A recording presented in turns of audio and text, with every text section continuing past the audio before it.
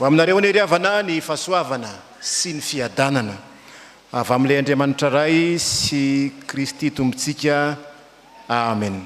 Mamarantsika ny riavana lo hevitra manao hoe aoreno amin'ny tompo ny fianakaviana. Hafatra maro lafy ny faharettsika tao anatin'izany. Anitsika dia jery ny J 20. J 20 ka hatramin'ny faha 12 izay akatsika angalatsika ny afatry ny tompo. Fanoarana moa lazany eo ny hoe ny amin'ny tamin'anga sy ny mpanefy tamin'anga. Jeremia ry havana dia mampita afatra goavana ho an'ireo zanak'Isiraely. Efa ao anatin'ny fahababoana tokoa ny zanak'Isiraely. Eo apotitry ny fahababoana. Satria ny zava-misy dia zao ny hoe no babon'ny Babiloniana izy. Ny Israely ny tena ambara amin'izany. Nentina ho babo tany avokoa reo olona tao Joda. Jeremia dia anisan'ny tondra ny havatr'Andriamanitra. Zay milaza fa ekeo ny fitsapana ataon'ny Babiloniana. Andriamanitra dia toa maniraka fahavalo hamotika ny fireneny. Ka voentsika i Jeremia tamin'izany satria no heverina fa mpamadika tany razana izy. Raha nilaza loza zay ho avy raha vao tsy manaraka ny sitrapon'Andriamanitra ka manaiky izao fahababony zao ny vahoakan'ny Israely. Any amin'ny toko faha 12 any dia milaza zany hoe ten'Andriamanitra zany. Raha ohatra ka manaiky anao ny asan'Andriamanitra, raha manaiky ny sitrapon'Andriamanitra dia hiverin'Andriamanitra, harovan'Andriamanitra izy sy ny sisa. Fa eto ry havana dia ny ran'Andriamanitra indray Jeremia ho any amin'ny mpanefy tamin'anga. Mbola azy eo moa zany mandeha ianao Jeremia makany amin'ny mpanefy tamin'anga ho izy. Dia nidina tany amin'ny mpanefy tamin'anga aho ary indro nanao ny asany teo amin'ny ankodina fanaovana azy izy. Le ankodina moa lay ohatran'le manao 𝗔𝗍 reny, ohatr'izao reny, ahodina ny tamin'anga dia apetraka dia ahodina tsikelikely eo. Dia eo manamboatra zay tiany atao azy ny mpanefy tamin'anga. Ary vola azy eo ny rehefa misy tsy mety dia maninona potehana indray dia amboarina ny zavatra hafa.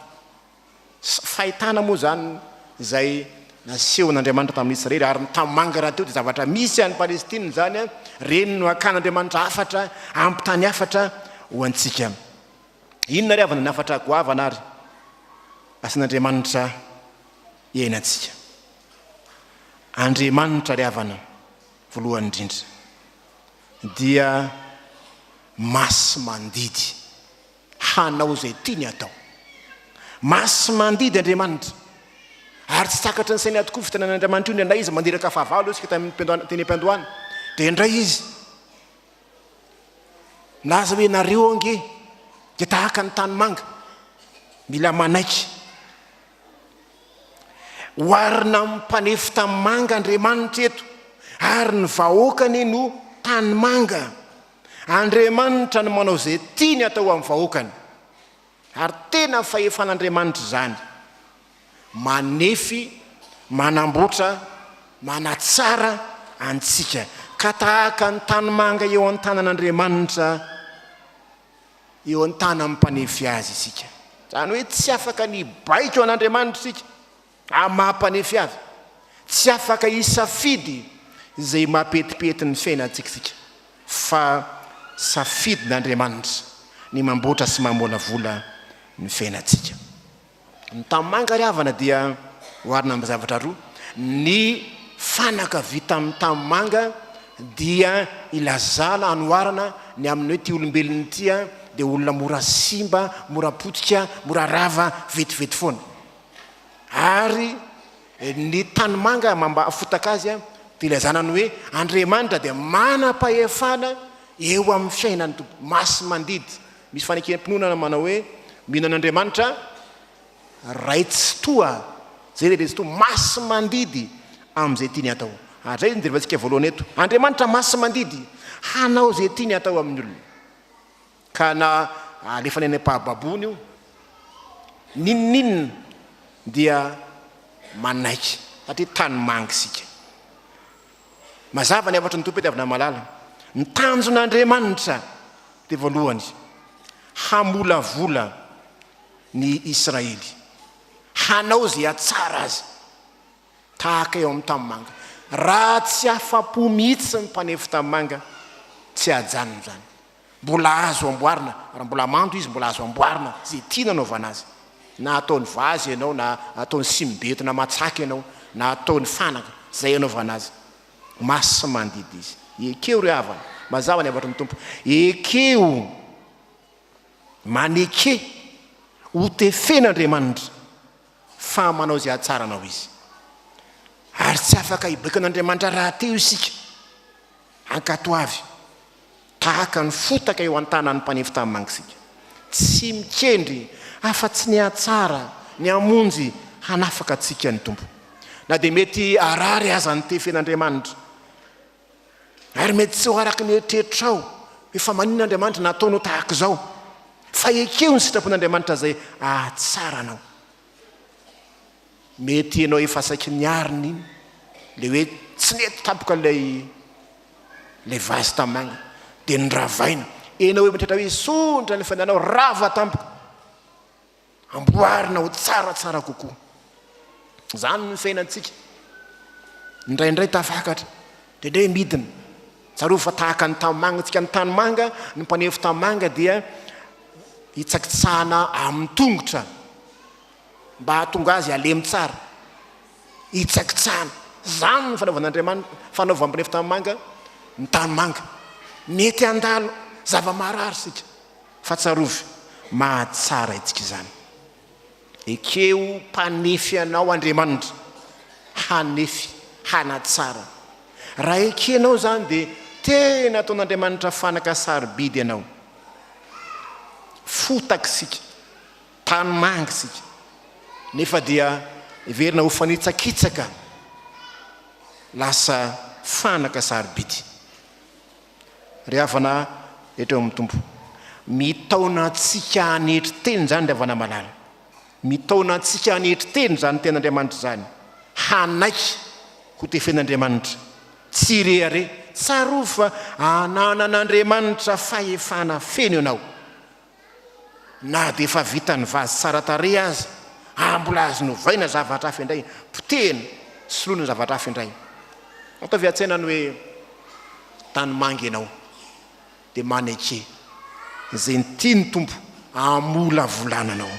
Fanekenan'Andriamanitra tsy toy zany. Andriamanitra masy mandidy amin'ny fiainanao, ary tsy takatra ny saina hoe zary Andriamanitra mba ataonao inona re za ty, ataonao boatin-drakitra ve za, ataonao vazy tanimanga ve za, ataonao 𝗪𝗵𝗵 ve aho.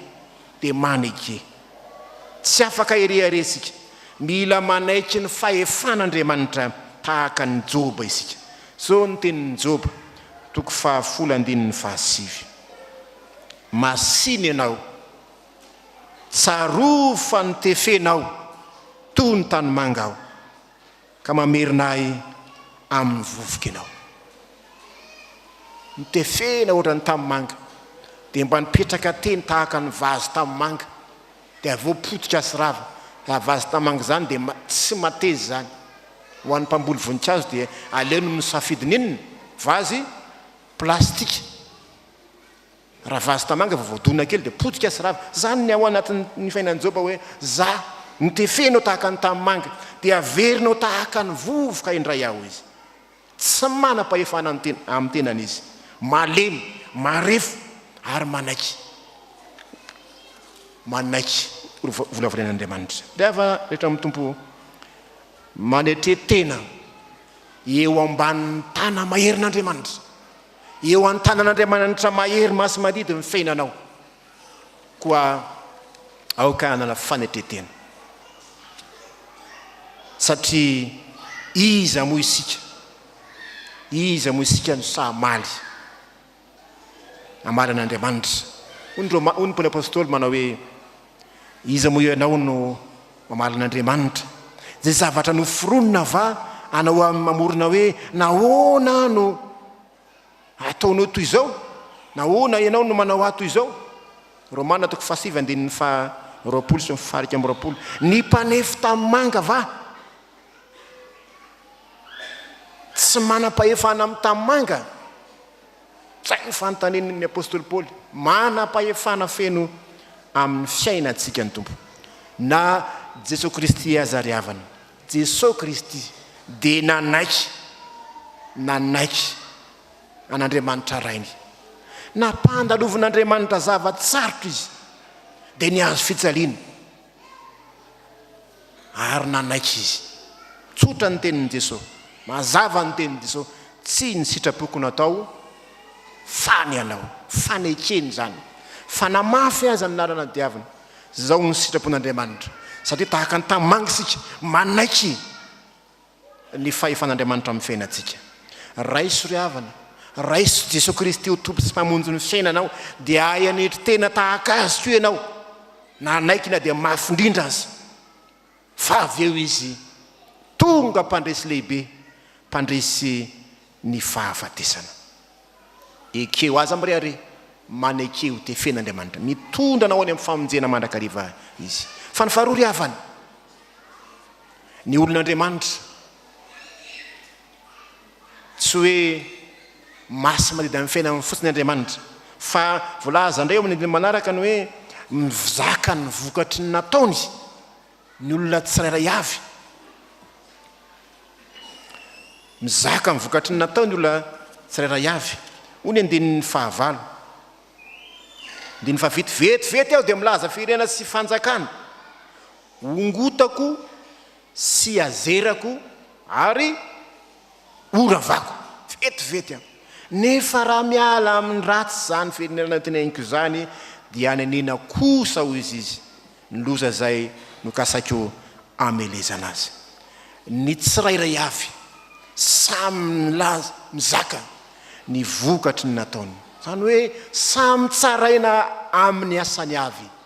Ny olona tsirairay avy samy mijinja zay nafafiny, ny olona tsirairay avy manolona ny loza iseho eo amin'ny fiainantsika dia tsarovy, fa tsy mba anisan'izay Andriamanitra mamela kapitaka ny Andriamanitsika, fa Andriamanitra mampisafidy mazava tsara izy. Jereo tsara fa hoe manenina amin'ny loza izy, raha ohatra ka mibebaka ny olona zay saitra tratry ny loza, tika ho asiana loza, fa manenina amin'ny soa kosa izy. 15 anenina kosa ozy 15 manao hoe vakitsika raha ny amin'ny fafana zafaty minaran'ny tompo, nefa raha manao zay ratsy eo masoko izy ka tsy mihaino ny feoko dia anenina kosa ny soa zay nolazaiko anasoavany. Manenina amin'ny loza izy ary manenina amin'ny soa sika. Zany le Andriamanitra tompo tsafidy masy mandidy sika zay tiany ihany io. Andriamanitra miala anenina kosa nefa izy amin'ny mpanota. Zay ny tena afatra amin'ny ankapobeny, miankina tanteraka amin'ny safidinao ny fahavoazanao, miankina tanteraka amin'ny safidy ny mpanompon'Andriamanitra ny fahavoazany, ka mitaona antsika safidiny tsara mandrakariva Andriamanitra. Hoy izy ny teny manao hoe efa napetraka tao aminao nge ny fahafatesana sy ny loza, mifidiana ny fiainana mba ho velona ianao, na dia efa vonina hanongotra sy anjera sy andrava azy izy, azo ny ataony manafoana zany, fa tsy akory hoe Andriamanitra manenina tokoa ve Andriamanitra? Tsy fatany ve mifanapa-keviny? Fa ilazany zany hoe Andriamanitra be fitiavana izy, na dia efa vonina ny anjera sy andrava azy ny foanany zany rehefa mibebaka ny olona. Andriamanitra fitiavana izy. Jeremia no mitemana hoe fitiavana mandrakizay no tiavako anao. Andriamanitra mamindra fo sy miantra izy, fa na dia efa mivonina hitasy amesoa azy Andriamanitra, amboly hanorona dia afaka miova hevitra izy foanany ray ny fitahina zay nokasainy. Vetivety zay le voalaza eo vetivety kosa tahaka n'ilay tanimanga zany tsy amin'ny 𝗧liche akory vita ilay tanimanga tsara tarehy vita le avadika Andriamanitra zavatra hafa tsy mety dia tony zavatra hafa eo an-tana mpanefy azy vetivety mifanapakevitran'Andriamanitra ny avana koa samy mandray ny vokatra ny asany avy ny olombelona tsirairay avy eo ampoditry ny fahababona ny Israely amin'ny fotoana zay azan'Andriamanitra ny hafatra matoa tanteraka ny fahababona babo 70 taona tamin'ny Babilôna ny Israely nentina babo ny 𝗧𝗏𝗏𝗧𝗏 nidorana ny tanàna nidorana ny 𝗃000 mamirapiratra dia tsy azo omeny atsiny amin'izany Andriamanitra hoe nahoana Andriamanitra namela nivoaka ny 𝗔𝗍 fa famaizan'Andriamanitra ny fahababona ary safidin'ireo Israely zany satria tsy nanatanteraka ny tenin'Andriamanitra izy. Ry havana rehetra amin'ny tompo miandry atsika hibebaka ny tompo hiala amin'ny ratsy fanao aza miandry famaizana vao hibebaka andeha isika hitondra tena tsara mivolaza ao amin'ny marika teo moa ny hoe raha ny tananao no manafitonanao izy dia maninona tapao izy hiala raha ny masonao dia maninona esory izy hiala raha ny inona koa izy teo raha na dia esorina azy zany raha tsy mifonao mihitsy no miova tsy hoe kory any an-danitra any misy olona tapatanana tsy zay ny tinambara amin'izany hoe tia tany ve tompo efa tapaka ny tanako dia mbola tapaka koa any an-danitra any olona feniny ihany tenany any an-danitra any ihany fa ilazany zany fa afaka miala tsara amin'ny ratsy fanao isika atolory amin'ny tompo ny fonao hialao ny zavatra rehetra voalaza amin'ny Romanina moa ny hoe tansaina eo ny filalaovan-dratsy ny fahamamona fijangajangana fitejejona sy ny sisa ary io ny asan'ny maizina aoka tsy ny tananao no hitarika anao anota aoka tsisy olona hitarika anao anota an'izy fa mipi-maso fa andro farany zao fa ny fibebahanao anio miantoka ny fiainanao mandrakizay raha mpitso aza mifampiandany fiarahamonina kehitrindravana malala dia tsika tsara fiarahamonina feno fifampiandanina fifampiantsiana anjakany tsy fahamarinana marary ny fifandraisan'ny mpiarahamonina sy ny mpiarabelona voazarazara eto amin'ny tompo zany